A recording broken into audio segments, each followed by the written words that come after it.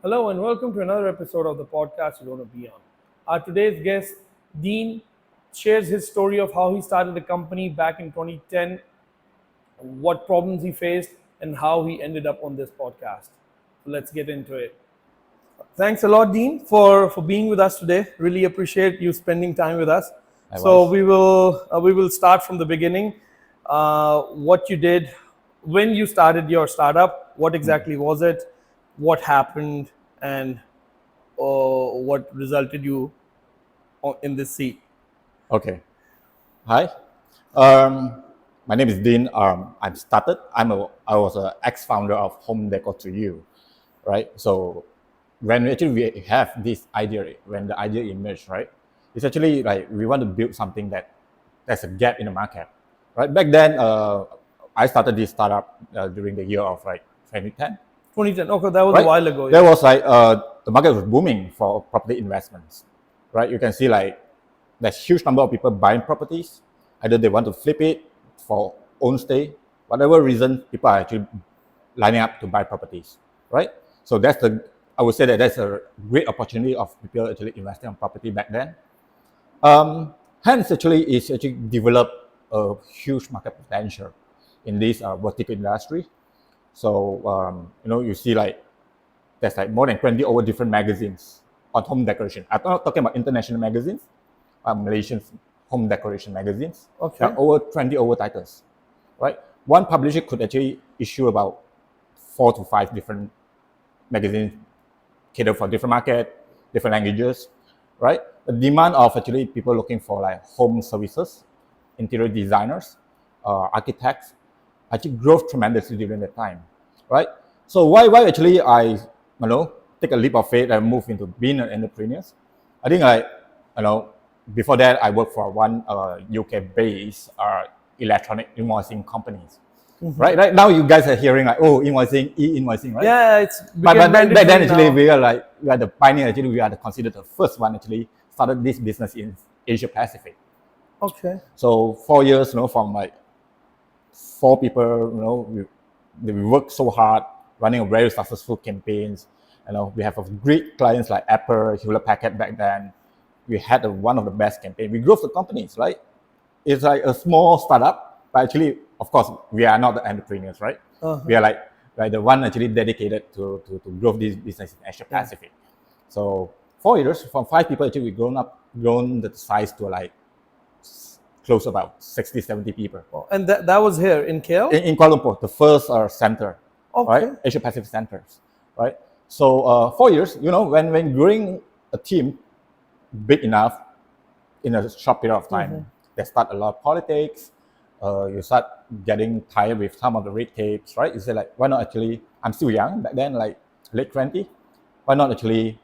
I start something on my own, right? So that was the time, and actually I acknowledge there's a huge market potential, right? There's a lot back then. There's a lot of property consultants, gurus, right, teaching people how to invest in the property industries.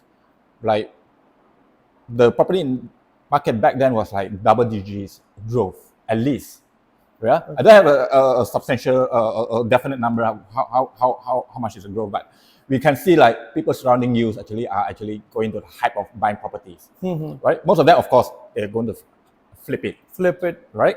So I buy it now, I sell it another, 1 year or less than that, I make like another like 40, 50% of the profit, right? So I just see that's a niche, and however, this industry actually back then was very very conservative. I talk about home furnishing industries, right? So back then was the hype of people actually we start having a lot of exhibitions, right? Like home deck exhibitions, and so on and so forth. They are big to small exhibitions. Like every month, at least you have like 4 or 5 different exhibitions. People actually like there's a huge crowd going for that, right? You're seeing that that's a huge. You can feel it, the market dynamics, the change of landscape from something actually being a very very conservative people buying for own stay to something that become a investment mechanisms. So then we start discussing, right? What would be the right best market gap actually we can fill in? How actually we can provide something actually to solve the pain, right? What pain actually we are solving? But then the problem was actually people actually like going to exhibitions. They need to talk to different interior designers. They need to buy home decoration magazines, right? So that's the information gap that actually lack of back then in 2010. So I said that why not actually we don't want to do something which totally disrupt because it's too new for the market. Because we don't want to go ahead too much ahead of the time. Why not actually we go to something very basic, actually keeping our bread and butter. We start with like a classified, a marketplaces classified like Yellow Pages. But then actually Yellow Pages business model was actually doing pretty all right, right? You have like Muda, right? Those are the classified business models, right? So we're getting merchants to register themselves, promoting their businesses, introducing who they are, right? What business they are doing. So we said that why not actually we do that as a core business actually to have a stable income stream. At the same time, we're trying to gather content, right, from the home suppliers. In this case, actually, what we're saying that home suppliers are actually pretty much dedicated to interior designers, right? So they are the one actually is the content creator for us. So that's how actually we start Homedeco2u. So we started with marketplaces. We're trying to be a bit more ambitious. We're not only looking for interior designers. We're looking for like home suppliers, like furniture, so on and so forth. So back then, actually, we're a bit ambitious, like not only about IDs, but actually we're trying to actually tap as much as possible of the different category in this vertical industry, right? So that's how we started. And that was sorry to interrupt. And that was a publication, or that was online? It's a full online. Fully online. We are not going to like no publications, print like physicals. Yeah, because magazines. it was No. dying market. There was a dying market, right? Back then, actually, it was big. Like you 20 over different titles, right?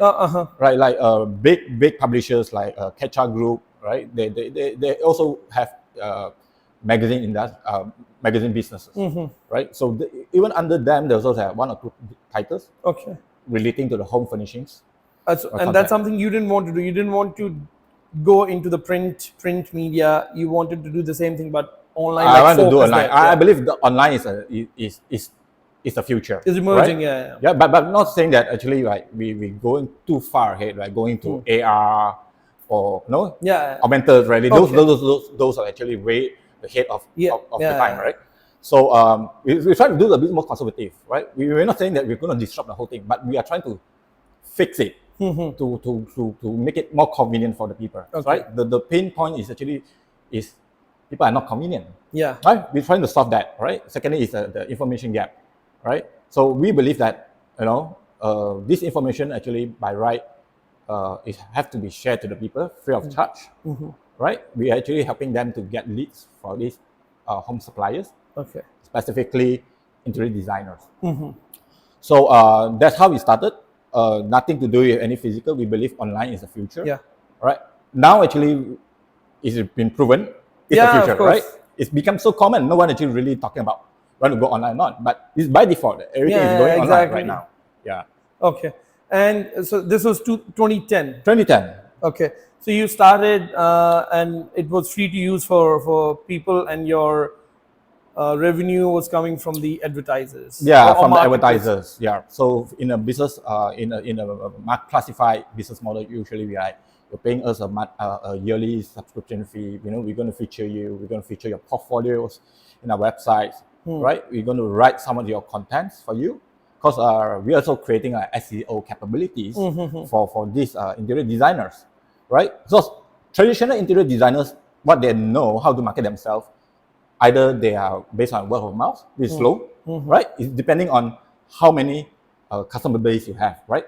And your customer base you introduce to another of their peers, right? That was actually back then. That's how they work, right? Then else, you actually paying a big sum of money to the magazine companies to feature yourself, right?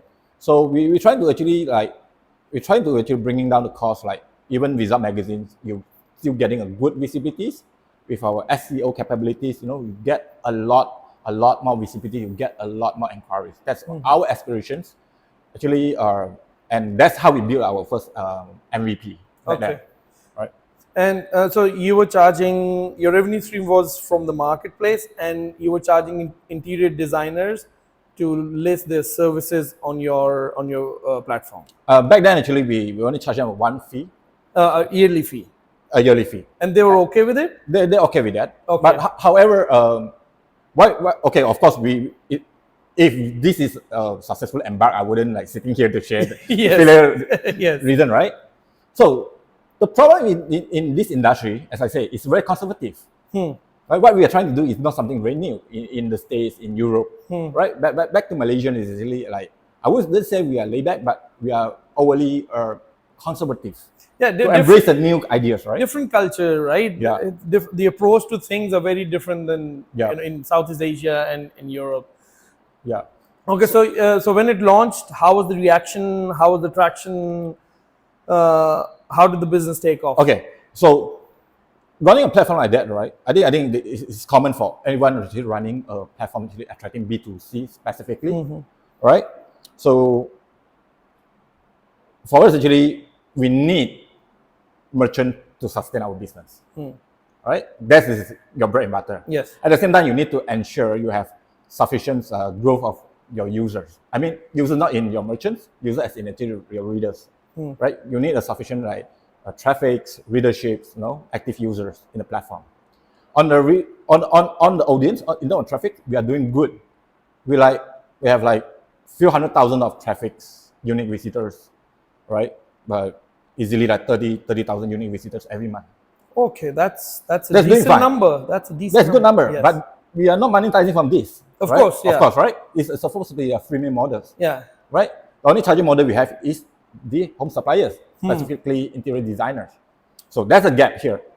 This one is doing all right. This is not doing all right. Yeah, but the stuff which is not doing all right, you want that to. That is my bread and butter. Exactly, Right? yeah. That's my income stream. Yeah. Right? I have good traffic. I bring in good funnels, to these suppliers. But the problem is stuck here that a lot of them have not heard of doing online, right? Because I will say that we are the first one in Malaysia doing that, right? Yeah, of course you have Muda, you have those classified, but they are like umbrella of every single category. Yeah, right? exactly. Muda is It's anything a and pure everything yellow goes. pages Yeah, model, right? Yeah, It's just digitalizations of yeah, yellow pages. We want to do something actually, it's not only about yellow pages kind of business model, but we want to bring contents. Yeah. Back then, we don't have the concept of UGC, right? User generated content, right? Those days, actually, we did not mention about it.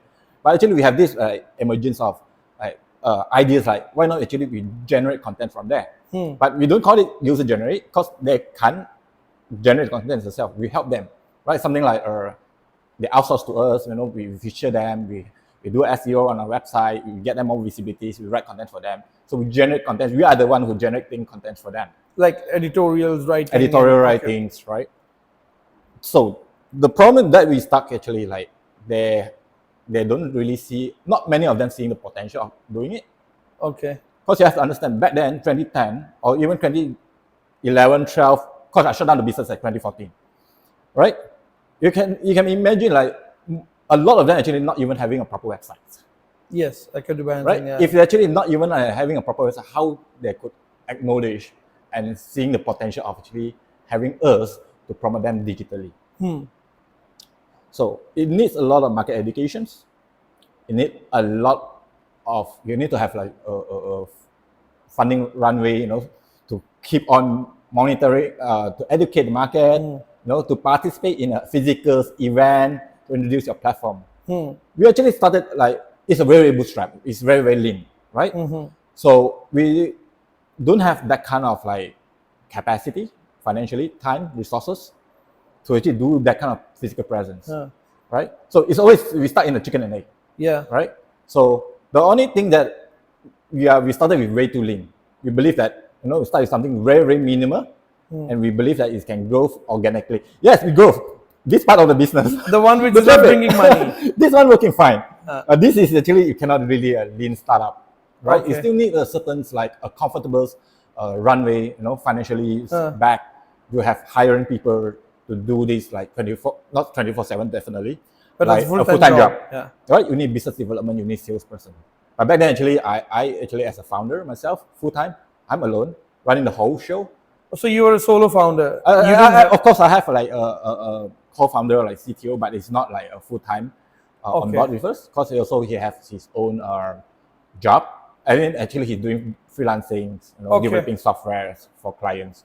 So like I'm the only one full time. I'm trying to oversee the business. I'm trying to grow the business, at the same time trying to, look after the fundings, everything, right?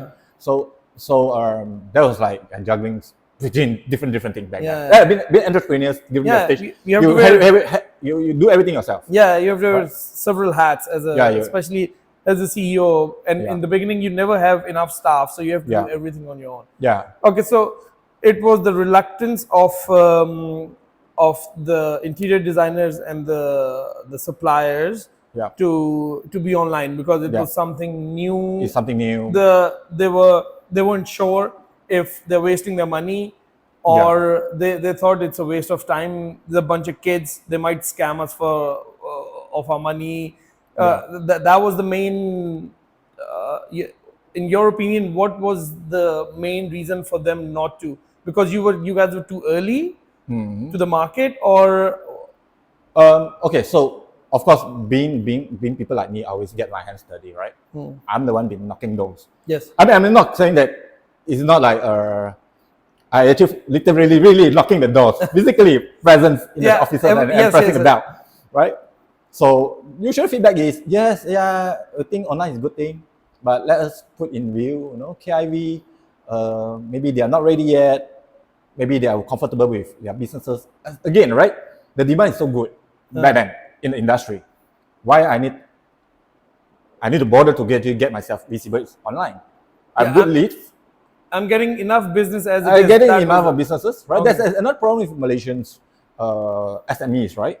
Most of the time that they are in the comfort zone. I'm okay. I'm making like 45, 50,000 a month. I'm good enough. I'm good enough, right? So not many of them actually really like embrace that. They know, it's a good thing, it's good to have, but I'm okay. I'm comfortable with what I have. I still pay for magazines, because magazine I can see a leads, right? I can see people actually call me physically. People come to my office. So they did not want to try something new. That why not actually I invest on this? Let's give it a try. But then a lot of these like interior design, they're not that adventurous, because they don't know what they don't know, right?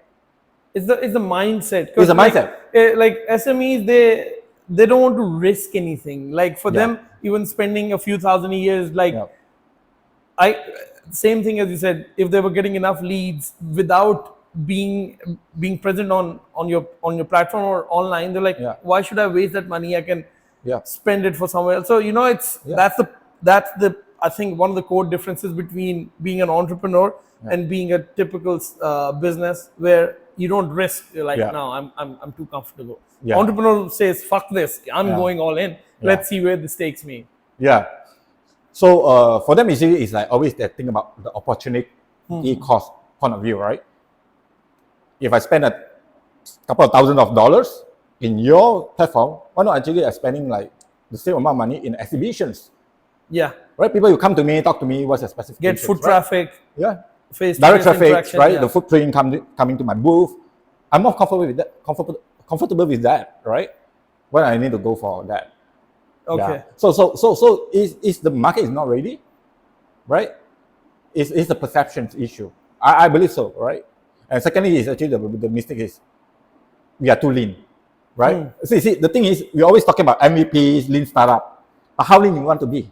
If too lean, you can't do anything. You don't have resources, you don't have time. You do everything yourself, right? My suggestion is like, yes, you want to go for lean startup. Yes, excellent philosophies, but you need to actually understand like what's the runway, how minimal you want to be. Don't be overly minimal, right? So end of the day, you suffer. The business cannot sustain. Because a lot of new businesses, right? We are not the follower. We, in fact, is a pioneer in Malaysia. You need time to educate the market. Right? That's the cost for educating market. There's nothing like free, with zero resource to educate market. It's not that easy, right? You need to sustain your fixed costs. You have certain capex, you have certain opex to keep your lean journey moving forward. Okay.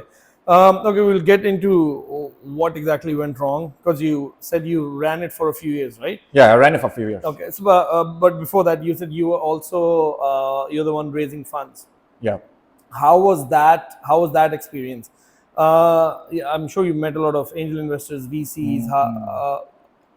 And were you able to raise any money or Uh, no, we did not okay? raise any money. I think back then that firstly we are pretty new, right?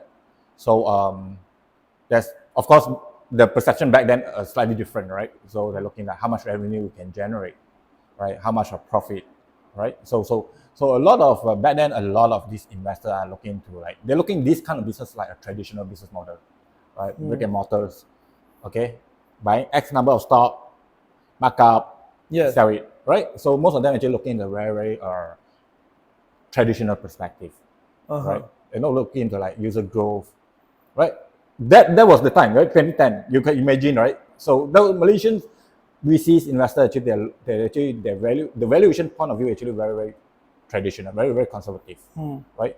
They actually that kind of valuations model actually cater for a traditional business, right? For platform like us, actually, it's not that easy, right? So we presented, we showing the potential of it. I went for the Cradles coaching program, get mentorship from various mentors. Even I joined like some of these incubators. I mean, personally, we won like pitchings, competitions. My platform actually we get features to BFM, Okay. right? Also like also my platform also feature in accent channels. Yeah. One of the reality show is a home decoration reality shows. So my platform was one of the media partner for the TV show. Okay. Reality show. Well, it sounds big, right? Yeah. But no one acknowledge it. Yeah. Okay. No one really seeing that. Okay, this thing actually people that's the potential. You get features on the medias, right? It's not like podcast or what. It's like BFM. Yeah. Okay, Yeah. it's on XN channels, right? So people still not really acknowledge the potential of it. It's always off their radar, right? So it's not bad. It's not easy at all. As I said, we got very, very lean. Then after we start running out of money. So how we get ourselves to survive, right? So I'm not saying that we pivot the business models. In fact, my approach is a bit different. Why not actually I have another business to sustain my baby? Okay. So then my partner and I, we started the agency business, the digital marketing agencies, Okay. right? So how we sustain actually like whatever I made, actually I'm funding back to keeping the platforms, right, for years, right? So we did a lot of campaigns, we developed a lot of campaigns, digital marketing campaigns for our clients. Some of them are big clients. So whatever I made, I already fund it back, to keeping the platform running, right? But the problem is when you're pursuing this kind of journey, you tend to have a why you going for that? Because a lot of time another term that we have not learned as an entrepreneur, we don't know how to cut loss. We don't know where to stop. You keep on telling me this thing have a potential. Let's continue doing it. I'm suffer fine. Continue. Whatever you make, just throw it back to the business. We hope one day actually people you acknowledge it, people believe this is the way to go. People you start throwing you $1 million to scale your platform. In reality, especially in Malaysia, it's never worked in that way. Right? So that's how we're keeping the platform running that long for 4 years. Did not shut it down during this period of time, despite of whatever hardship I've been facing, despite of how much of cash actually I'm not, and how much money I'm not making. I personally still believe that I love this baby so much. That's the problem when you're obsessed with something you created. You don't want to let go, right? You wouldn't want to let it go, and that actually became something really critical for you, right? You're actually living in your own fantasy. Yes. You're creating an unrealistic dream. Believe that one day you're going to be another, I don't know, Tesla or SpaceX or whatsoever, right? And the reality is actually, it's never happened, right? Yeah. We just denying ourselves to face the reality. Right? Being entrepreneurs, you always get into this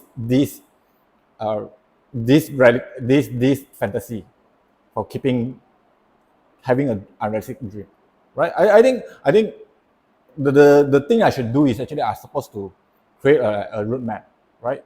So with a certain tolerance level, like year one, I need to achieve this. You're setting a matrices, right? If you're not achieving it, you know when you cut loss and actually move on for something better, right?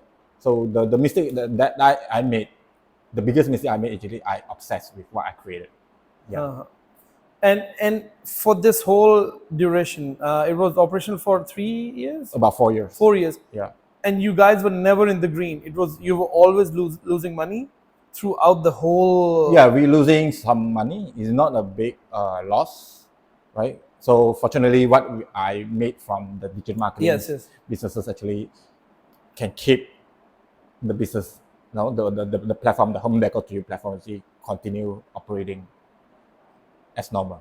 Yeah. And how was the growth? Like, did you see growth for you to keep putting money in, or it was not there where you wanted it to be, and you were very ambitious? You said no, it will work one day.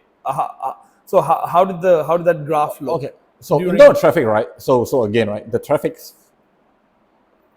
you can find it growing, right? Like 3-5% growth in terms of user base per month. That's fine. Traffic, no issue. But it's not bringing money in. It's not bringing money, right? It's not bringing money, but traffic is fine on that, right? Only if it remains status quo. It's not easy. It's actually very, very exhausting.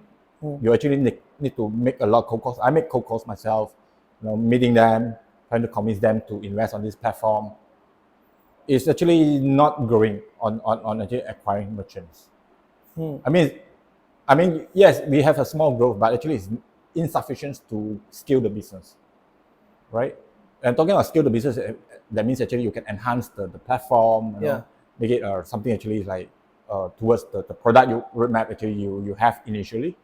It's not, we are not able to fund for that kind of growth in terms of product perspective, right? So I always believe, right? I mean, being a Chinese or oriented Asians, always believe that work hard, the good things will come to you one day. It's unrealistic sometimes. You need to really know when do you need to cut loss. Yeah. That's what I think in every podcast I say about the problem with entrepreneurs is, there's a fine line between being optimistic and being stupid. Yeah. A lot of us don't realize when we cross Yeah. that line, Yeah. because it's our baby. Yeah. Yeah. So so you are having problems getting the not the users, but the merchants. yeah, the merchants.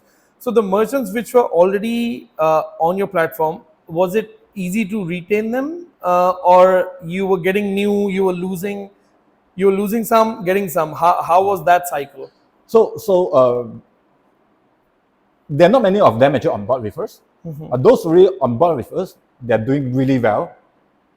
The trust that is the future of the business. Okay. So one of them actually very supportive, right? Since I actually introduced this, right, without much question asked, he signed, give me a check, let's go, move forward. And until the extent that actually they write the content themselves and they feed it to me. Okay. Right? Now, because they acknowledge the potential of doing, to digitalize the business, to build digital funnels, they are now number one YouTube channel in Malaysia, home decorations. And they were your Consider one of my early batch of customers. Okay. Yeah. So the thing is like, it's like it's natural, right? The strong you retain and growth, right? So they're the one who actually believe this is the future of the business.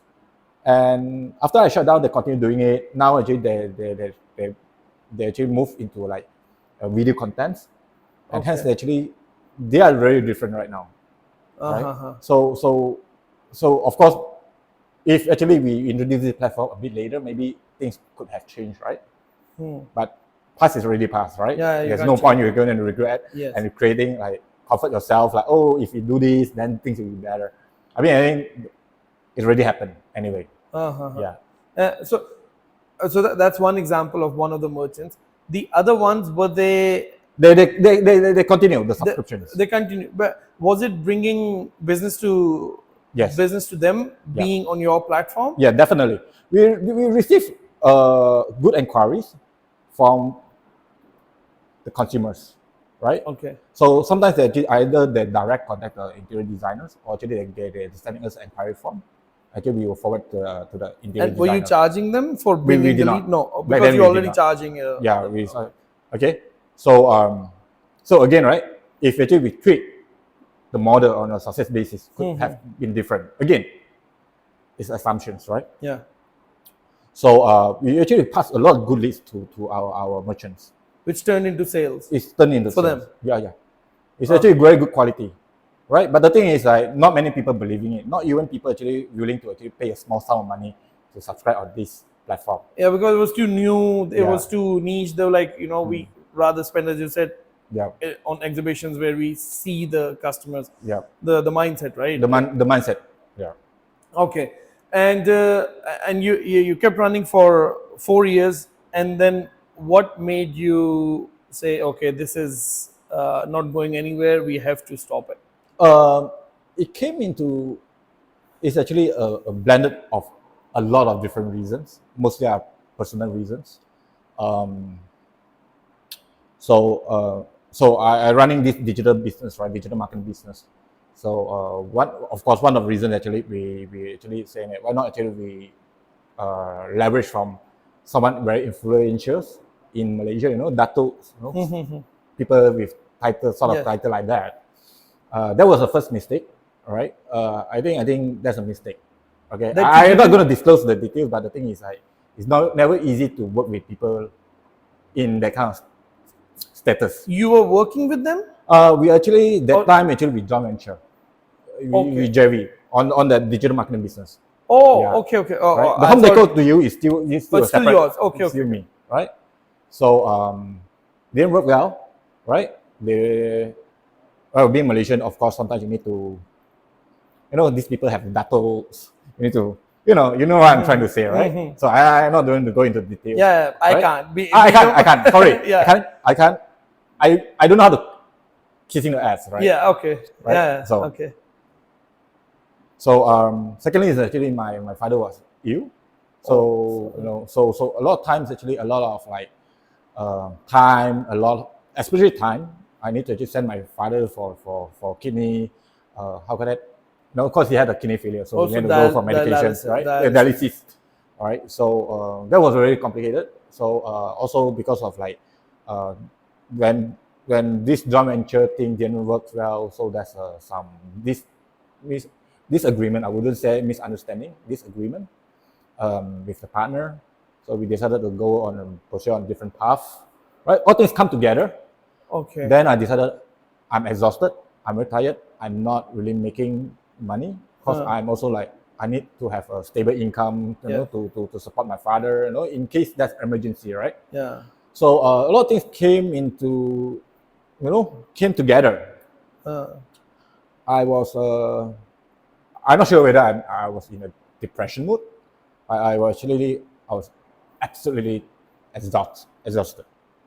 Yeah. So I said that, and I am that, right? Because we've been stupid as an entrepreneur, right? There's a thin line, as you mentioned. We've been stupid. We also even like I getting loans, personal loans to actually to throw back to the business. Okay. Pumping back to the business. Right? That's another mistake I made, right? Because you are fantasizing. Yes. Right? So all come together. So I need to pay for the debts, and a lot of things happen at the same time. I said that I need to take a leap of faith, right? Let's stop everything. I need to get out from there.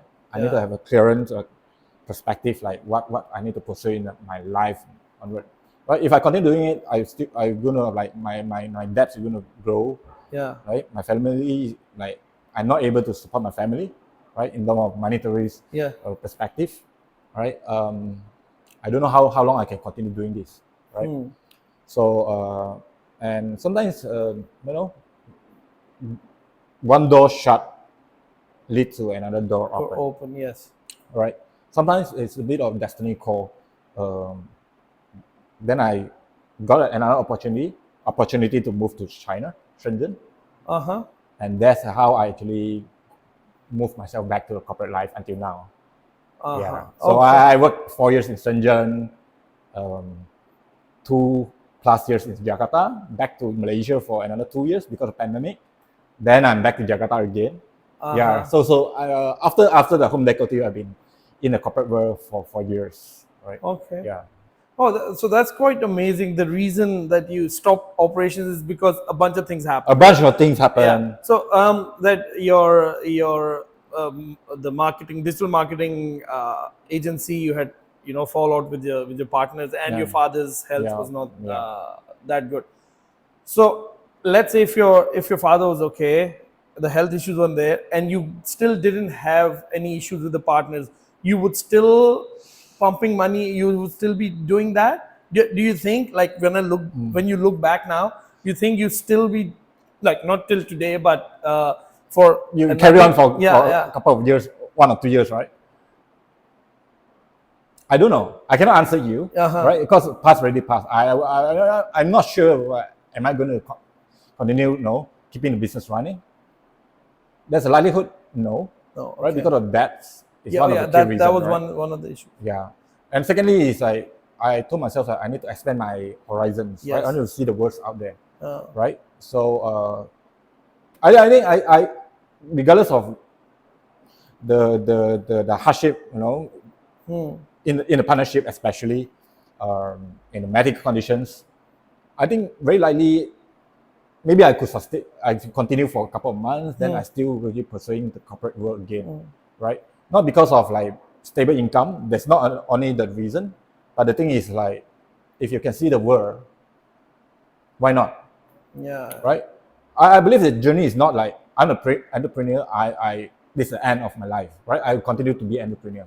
There's nothing. There's no what we call it. There's no stigma. There's no shame to go back to corporate life, right? It's Yeah. just a choice of your life, Yes. Yes. right? Well, who knows? One day I will go back to entrepreneurship again. Hmm. I mean, I have a lot of friends like me, Dean, come back to being running your own business. We trust you can do it, right? I mean, people seeing the quality of myself Hmm. to be an entrepreneur. But of course, for me, it's waiting for the moment, right? I don't know when I will get itchy again Yes. and go back to being an entrepreneur, right? And then there's nothing wrong. For me, it's actually nothing wrong to go back to corporate life, right? You know where to cut loss, Yeah. right? And I wouldn't say I'm doing great, but I'm okay right now, right? Maybe this is also a part of a journey to to save up more capitals for my next entrepreneur journey. Okay. Okay. Okay. Yeah. And I just want, what kept you going for all these years? Despite you could see that the the merchants, they're not buying the idea, Yeah. because you started in 2010, Yeah. and now by the time you shut, it was 2014. Yeah. So the world has advanced quite a bit, right? But the growth wasn't there. I just want to. You don't have to answer if you don't want to. Like, what kept you going? What was in your head that said, no, it will work? Like, what was in your head that said, this will work? Like, tomorrow, all these idiots would understand what I'm trying to tell them. And what Okay. is your thought process behind that? So I try not to assume anything, right? But the one that closest to my initial ideas is working really fine right now in Malaysia. So this is one company is called Okay. Atap.co, right? That actually is a perfect product of what I had back then, Uh huh. right? They're doing fine. They're doing exactly what I wanted to do. And they were doing at the same time as you? No, I think they started like a couple of years later. Oh, so Yeah. okay. They're doing fine. I think they raised a pretty decent capital, right? Investments, and the business is doing pretty well. And when I look at what they're doing right now, exactly what I wanted to do back then in 2010, right? The only issues is funding is an issue. The market is not ready yet. Maybe the business model is not tweaked well enough to be accepted by our merchants, right? But the thing is like, if given the right resource, things could have been different, right? So sometimes being a pioneer doesn't mean that you're going to be successful, right? Yeah. I could be the one that actually educating market.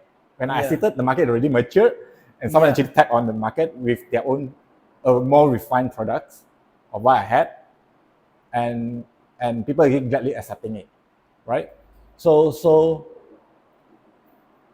they're already a proven success models right now in Malaysia. Exactly what I wanted to do, right?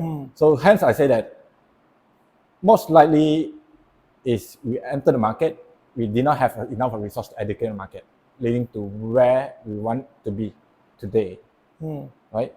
With by actually looking at another companies that are doing pretty well right now.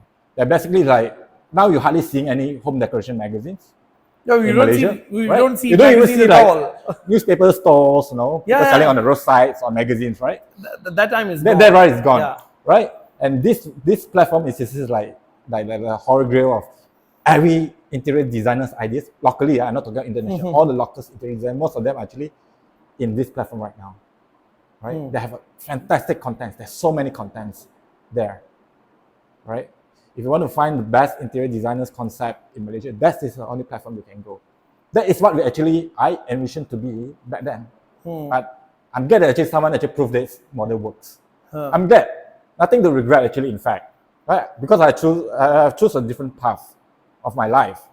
But I'm really, really glad that someone actually helped me to prove this is the right market, and this market is sustainable. This business model is sustainable, and people finding the need of using it. Right? So I relieve. I relieve, right? It's not because of we actually have a wrong business models. We tap on a different market wrongly. You know, we did not actually acknowledge our business models. You know, everything is done right, right? And someone actually proved to everyone it's a good business. Yeah. And so when you decided to shut it down, how, like, the day you switched off the website, uh, was it one day like that? This is it. I'm done, or it was a bit like, today we. Or syndicating or Yeah. Yeah. a bit like that. Because I keep in the website running dormant, right? Okay. Okay. So until the point of, do you want to renew your server? Do you want to renew your domain? Like, It's not worth it. shut it down. Okay. Do you remember the date? Huh? Do you remember the date? I can't. No. I can. Okay. I think I just flash it out. Okay. You want to get rid of it? Yeah. Yeah. Thanks. I I'm mean, bringing it back. this is the way that like, yeah, it's good to learn, right? But you shouldn't actually keep on facing your haunted by your past, Yeah, right? yeah. So I mean, let's look forward. That's why I never remember like any specific Okay. date when I shut it down. But the moment I just shut it down, when I said actually, in fact, I relieved. I felt relief. No, cause actually you get out from this pessimism. You were so depressed. You are so exhausted. I think one of the biggest, the best thing I have done in my life, one of it is actually move myself to China. Or after the. Yeah, I nothing wrong with entrepreneurship. I always think again, right? It's connecting the dots. If you did not pursue of this entrepreneurship, right? If you're still working for e-invoicing companies, you wouldn't learn so many things throughout your journey in these 4 years. Agree. Right? Totally agree. And these 4 years of journey can lead you to a better job opportunity in corporate life. Right? It's all about the dots, right? Some people call it destiny, right? But there's always a trail of things happen that lead you to another opportunities, right? Yeah. So I never regret on this entrepreneurship, right? I think 4 years, yeah, if I can shut down this business 3 years instead of 4 years, I could be in a better state financially. But the thing is, like, when I moved to China, that is I think a totally different world. You get what I mean, right? And you in China, things are totally different. Yeah, it's a different. Right? It's a different world, Yeah. right? I actually appreciate if I did not actually, risk myself to create this platform, I wouldn't actually land on this job in China. One of the very few expatriate in a company. and build one of the most successful internet brand of smartphone in Southeast Asia back then. Okay. Yeah. So I appreciate the full entrepreneur journey. How did you end up in China? Like, were you that exhausted or that, you were in that mental state that you said, I have to get out of Malaysia for a bit for my sanity, or I did not. or it just happened that you It just found a happened job? naturally. Okay. I did not actually say I want to get out from Malaysia or I need to go to any special country, right? I at the tipping point of like, I don't know, a lot of entrepreneurs may gone through, like, what's the purpose of me? Whenever you wake up, right? What's the purpose of doing this thing? Right? Why? What's my value? Right? On doing this, you self-deny. Firstly, at night, you start telling yourself like, how I could continue this life like again and again, looking into debts actually like piling up. What future I have? Is it the end of my life? That's it? Are you going to stay poor the rest of the decades, or how are you going to break through, right? The moment actually you're telling yourself this, you're asking yourself, you're denying yourself every day. I think that's the time that actually you need to actually stop everything and jump out. Try to actually have a think, look into this whole situation about your state of mental health in a different perspective, right? If not, a lot of entrepreneurs actually you go into depressions, and actually it's like it happens before in Malaysia, right? There are entrepreneurs actually committed suicide. Yeah, because that's the thing. We are so invested in our Yeah. own little world that we think if my startup is not working, Yeah. it's the end of the world. The I end of the have world. no purpose to live. Yeah, But you don't have purpose to live. You only think that entrepreneurship is your only highway. yeah, not even Highway or no way, right? not even entrepreneurship. My idea, my Yeah, business, what yeah. I'm doing now. It's as you said, it's a reality and it happens. Yeah. How was your support during your downtime? Did you have like from your friends, your wife or girlfriend at the time, or your mentors? You had any mentors? Yeah, I mean, I have peer support, my friends, because they also help to, chip in some money to build this platform. I think being entrepreneur is very lonely. Yes. Not because of you don't have the peer support or you have a peer support. It's a lot of people wouldn't understand your pain, Yeah. right? Even you say that I'm facing this problem, people will not understand what you have been through, because in this world only entrepreneur and not entrepreneur. Yeah. Not entrepreneur will not understand what kind of hardship you've gone through, right? I totally agree. I totally agree because It's a lonely journey. Yeah. Despite you have families, you have friends, Yeah. but people wouldn't understand, wouldn't acknowledge what kind of hardship you have and facing. especially if you're coming from corporate, Yeah. all your friend circle is they're in corporate as well. Yeah. It's very rare that someone who's working in corporate will have a friend circle who are all entrepreneurs. Yeah. So when you start your own company after corporate, you can't, as you said, you can't tell these issues to your friends who are, because they're like, what the fuck you talking about? Like, Yeah. how's that a problem? Yeah. Raising money is no issue. I know that guy. Yeah. He is invested, so they don't understand. And in the world you just stepped in, you don't have enough friends by that time or initially. Then where do you go, right? It's You can have a lot of friends, but No, most of them wouldn't understand you what you're trying to say, right? Exactly, they won't. Okay. So that's why I say yes. Despite a number of friends you have in terms of quantity, but the thing is, the people really understand you is only like maybe another entrepreneurs, right? So still, whatever is it, being an entrepreneur is actually is a lonely journey, I would say, most of the time, right? So it's not easy.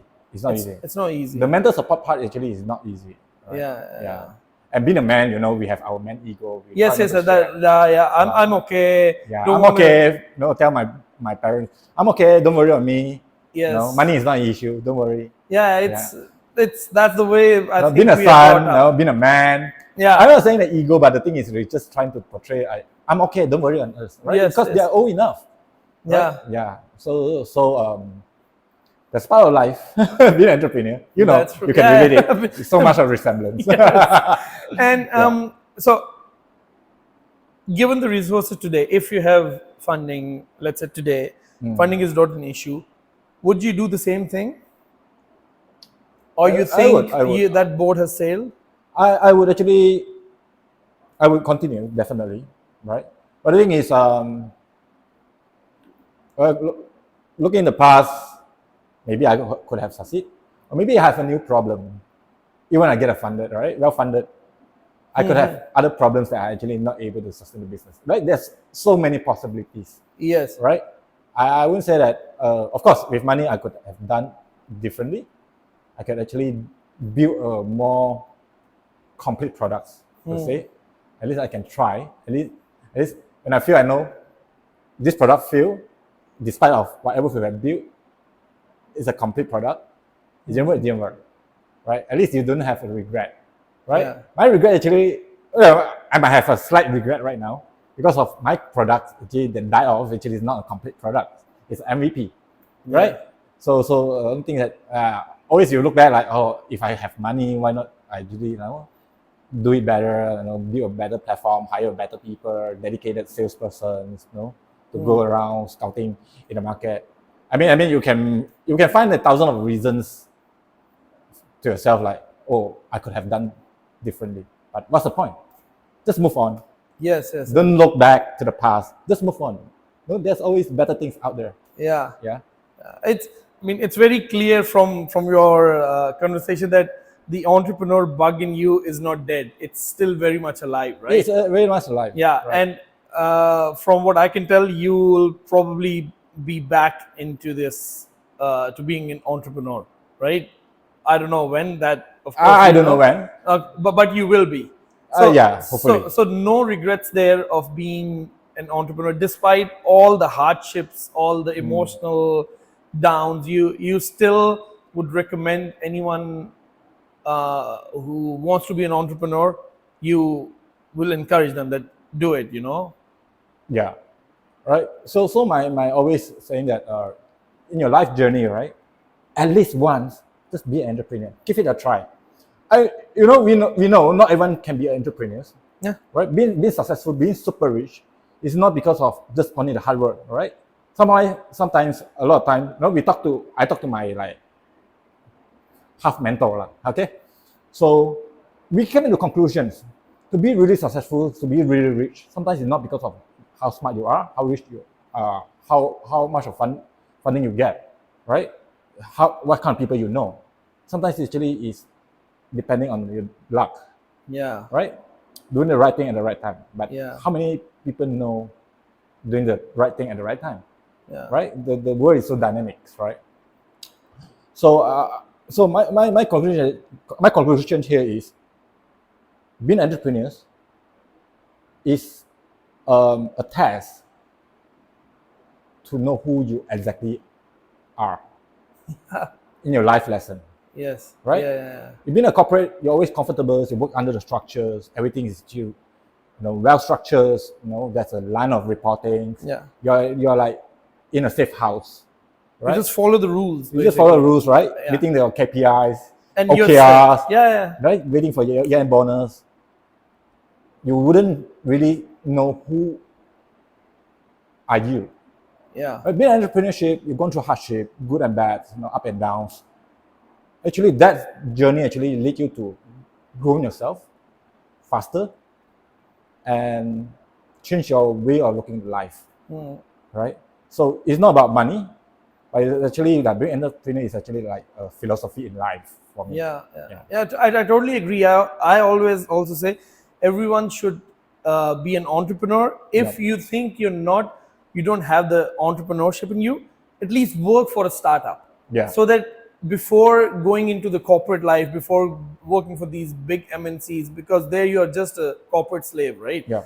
but if you're in a startup, you have to wear, even if you're not the founder, if you're not in the founding team, but still you could be hired for one thing, you could be doing something else. There are no timings, Yeah. there's no 9 to 5. It's the reality of life. Yeah. If everyone should experience it at least once in their life. Not, as you said, not everyone is born to be an entrepreneur, but Yeah. at least they should know where the world stands. Because corporate, you learn nothing. You learn fuck all. The only thing you learn in a in a corporate is how to do politics, how to be a politician, right? How to save your ass if some other guy on the same on your level is trying to backstab you, Yep. sucking up to the boss. How to That's the only thing you learn. But yeah, politicians are not the. So it's so it was it was a journey, and you learned a lot through it, and you're not done with the entrepreneurship. And you said that the China job totally. Yeah, widen my horizons, seeing the world, right?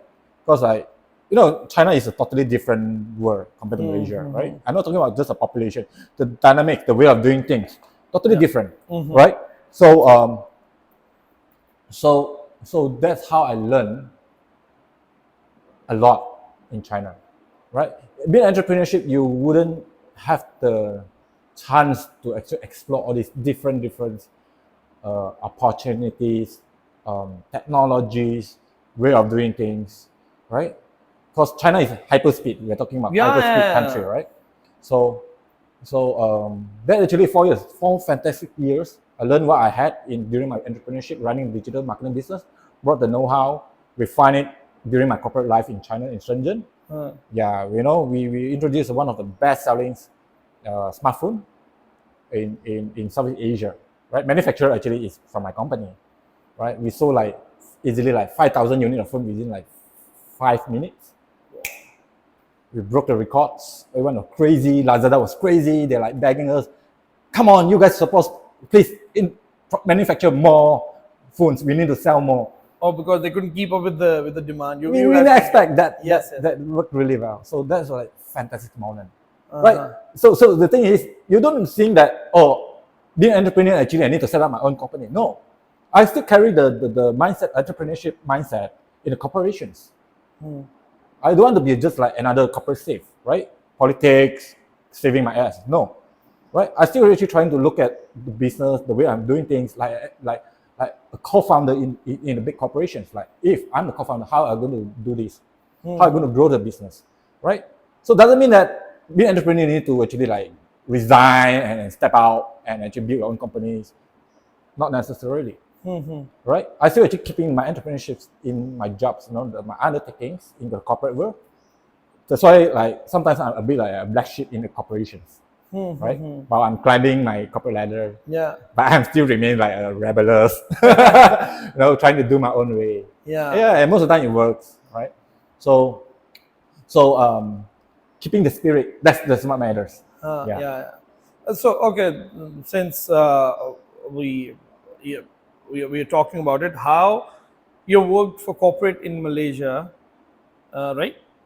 Yeah, the 2 years. You mean before moving to China or before? Yeah, in your whole career. I worked in maybe 5 plus 2 years, 7 years. In Malaysia. Yeah, different companies. Different companies. Yeah. So what's the main difference you found between the work culture in China and work culture here? Okay. So before I started Homedeco2u, I worked for, in fact, it's not really a Malaysian company, it's actually a UK-based company, right? So the culture is different, right? Yeah. So during pandemic, I worked for Malaysian companies, a manufacturer, of course, versus the manufacturers in China, right? Because I work for TCL. The electronics company. Electronics, right? So Alcatel phone, if you know about Alcatel phone. My first phone was Alcatel. Yeah. So, in 1999. And 1999. And okay. at that time, Alcatel phone, so it was of course big chunky phones, right? Yeah. And it had a feature I've never seen in any other phone. Actually, two. One, so there were buttons on the side. If you long press one of the side buttons, it gave you the list of all the international dialing codes. I've never seen that in any other phone. Of course, they were not smartphones. They were not. and the second was the battery. Yeah. If your battery died, you didn't have a charger. Yeah. You could take off the back cover, take Yeah. the battery out of Yeah. that Yeah. piece, and put, I think, AAA or AA Yeah. batteries, and put it back in the Yeah. phone. I've never seen in any phone. Right. Alcatel was the shit, man. Yeah, sorry. So Yeah, right. So see, well, innovation in smartphone is dead right, nowadays, right? Yeah. Anyway, right. So this company actually bought over the Alcatel business, the mobile phone business. So the culture is different. Is like, okay, compared to the manufacturer I work in Johor, it's very different, right? It's like, okay, the Malaysian way of doing, especially manufacturers, right? I'm talking about the one that conservative, the traditionals. It's a lot of too much of top down. I'm not saying that China don't have top down, but the thing is, it's like running like a family business. in China, even in Malaysia. Oh, Malaysia. Okay. Right? It's a one person make the decisions, like father figures in the company, right? So everyone have to say yes, right? So and the thing is, a lot of decision made, right, is not I would say that is not rational enough. It's so much of emotions, right, that influence decision makings, and there's no consideration of like building a culture in the organizations. For them, it's just a pure manufacture, manufacture and sell, right? So there's no structure, no structured decision makings. There's not. I usually I will use the word, they are not visionary enough. They don't see far enough, right? Because a lot of them are still comfortable with what they are doing, Yeah. right? So they are not aggressive enough. Because especially the founders like 70 years old, right? Definitely like mentally, physically, they don't have the stamina to grow the business, right? China is different. It's a survivors, right? They're living in the law of survivors, Yeah. right? If I don't do it, I can break through this year. Next year I will die off, because the market competition is intense. Yeah. There are another Right. 1,000 people doing the same thing. I mean, eat you alive. regardless how conservative they are, they're facing huge pressure from externally, the competitions, the market dynamics, the change of the market segments. It's happened every day, right? Back then, the years like in China is like within a year actually there are like a few hundred of different mobile phone brands in China They just introduced. Oh, Everyone actually well funded. Everyone getting a multi-million dollars funded to start their own brands. yeah. To stay alive, to stay afloat, you have Yeah. to be, So you have to understand the massive pressures actually faced by these companies. They have to react fast enough. Whether they like it or not, whether how conservative they are, they cannot deny the dynamics. They have no choice to actually cater, making a change, pivot themselves, introduce new products, to actually meet the client's requirements, right?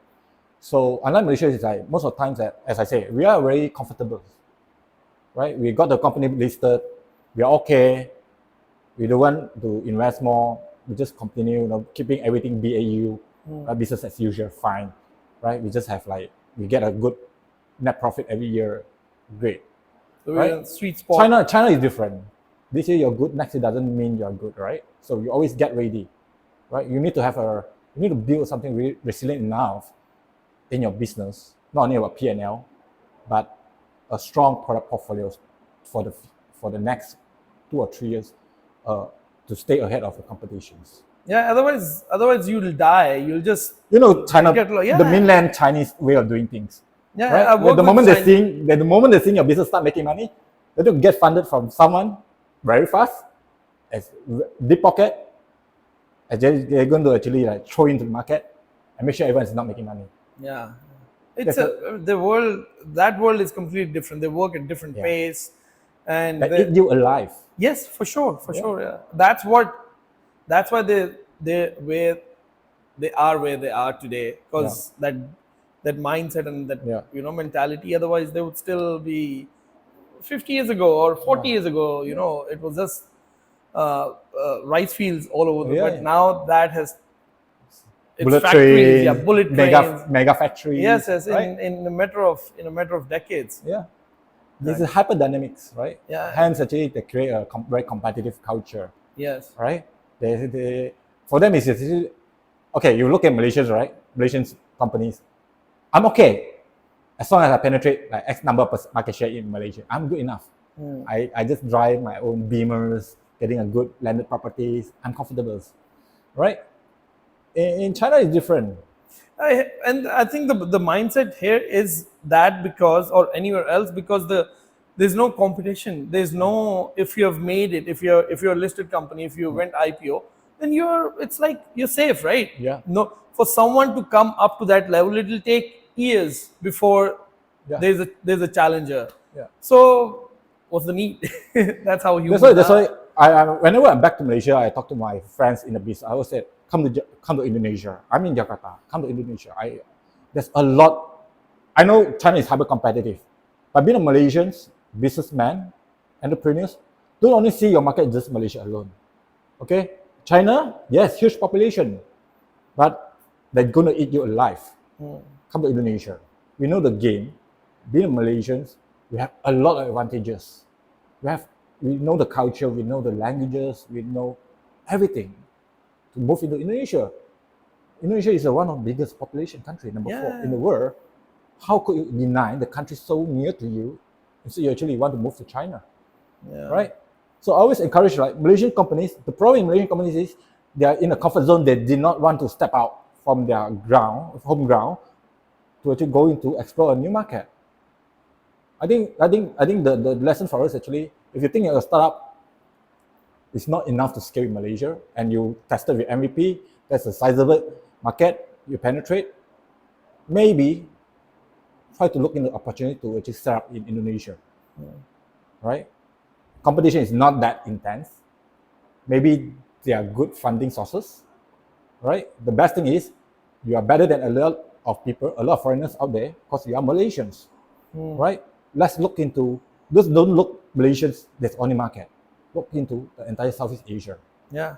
Right? That's actually, you need to actually widen your spectrums of, perspective.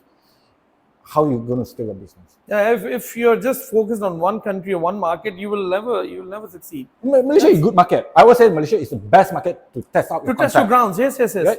It's the best. There's no better market. Yeah. Not Singapore, too small. Right? Yes. Population not big enough. The cultural diversifications, Malaysia definitely have better than Indonesia, even better than Indonesia. Yeah, definitely. Right? Instead of, I know you have Indonesian Chinese, right? Chindo, you have small population of Indian, but it's not as diversified as the cultural melt pot in Southeast Asia. Nothing better than Malaysia. It's good. You can scale it. You prove it. This thing is working. Then straight away look into Indonesia. Yeah, because it's right next door. Right next door. As you said, culture is not an issue, language is not an issue. So you've tested your market, your product works wonders. Just from 30 million, you're going to 250 million. Exactly. So what's stopping you? Yeah. And the funding is different. Startup scene in Indonesia is on a different level. They have, I think, Southeast Asia, they are the second largest in terms of number of unicorn. Yeah, of course. Right? Indonesia is on a different. A lot of big conglomerates, big corporations, they are fear of losing out. Actually, they've been funding a lot on those startups. Yeah. Right. Compared to Malaysia, you don't really see like companies like getting funded, as a seed startup, pre-seed. You hardly see it in like media houses like Tech in Asia. You don't really see Malaysians, right? But look at Indonesia, it's like this big corporation actually they don't mind to invest on seed startup, Series A, Series B, all the way until the end, right? So this corporation actually they are fear of losing out. Unlike Malaysia, like big corporations, like I'm okay with what I'm doing. Yeah, I'm okay, fine. I'm not going to invest on any startup.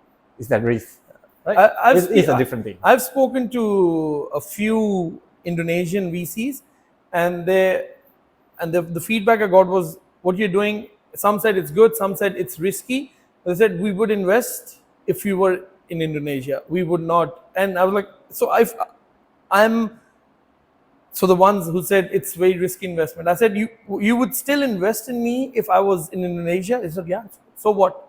So what? Yeah, so what? Right. That's what we do. That's our job, to take risks. But still, I've never had any investor say to me, your investment is risky. This industry we don't know, but if you were based in Indonesia, I would.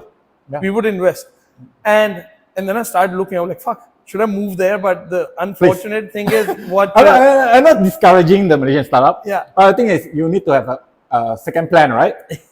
I mean, a skill level, very likelihood of achieving success Yeah. plan could be in Indonesia, right?